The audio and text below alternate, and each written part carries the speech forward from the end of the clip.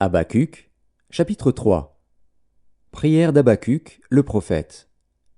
Éternel, j'ai entendu ce que tu as annoncé, je suis saisi de crainte. Accomplis ton œuvre dans le cours des années, ô Éternel. Dans le cours des années, manifeste-la, mais dans ta colère, souviens-toi de tes compassions.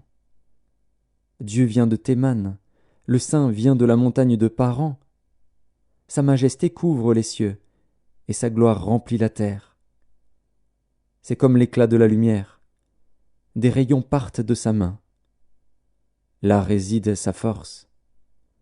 Devant lui marche la peste, et la peste est sur ses traces. Il s'arrête, et de l'œil il mesure la terre. Il regarde, et il fait trembler les nations. Les montagnes éternelles se brisent, les collines antiques s'abaissent. Les sentiers d'autrefois s'ouvrent devant lui. Je vois dans la détresse les tentes de l'Éthiopie, et les tentes du pays de Madian sont dans l'épouvante. L'Éternel est-il irrité contre les fleuves? Est-ce contre les fleuves que s'enflamme ta colère? Contre la mer que se répand ta fureur, pour que tu sois monté sur tes chevaux, sur ton char de victoire?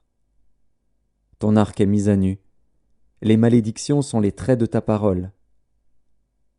Tu fends la terre pour donner cours aux fleuves. À ton aspect, les montagnes tremblent, des torrents d'eau se précipitent.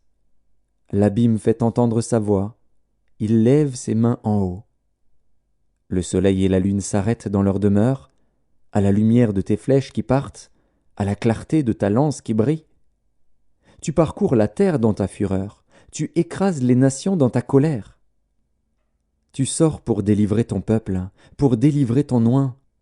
Tu brises le faîte de la maison du méchant, tu la détruis de fond en comble. Tu perces de tes traits la tête de ses chefs, qui se précipitent comme la tempête pour me disperser, poussant des cris de joie, comme s'ils dévoraient déjà le malheureux dans leur repère. Avec tes chevaux tu foules la mer, la boue des grandes eaux. J'ai entendu, et mes entrailles sont émues. À cette voix, mes lèvres frémissent, mes os se consument, et mes genoux chancellent. En silence, je dois attendre le jour de la détresse, le jour où l'oppresseur marchera contre le peuple.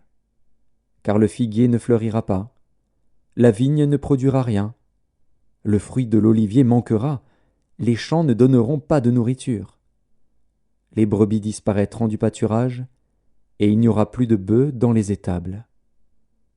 Toutefois, je veux me réjouir en l'Éternel, je veux me réjouir dans le Dieu de mon salut. L'Éternel, le Seigneur, est ma force. Il rend mes pieds semblables à ceux des biches, et il me fait marcher sur mes lieux élevés. Au chef des chantres, avec instrument à cordes.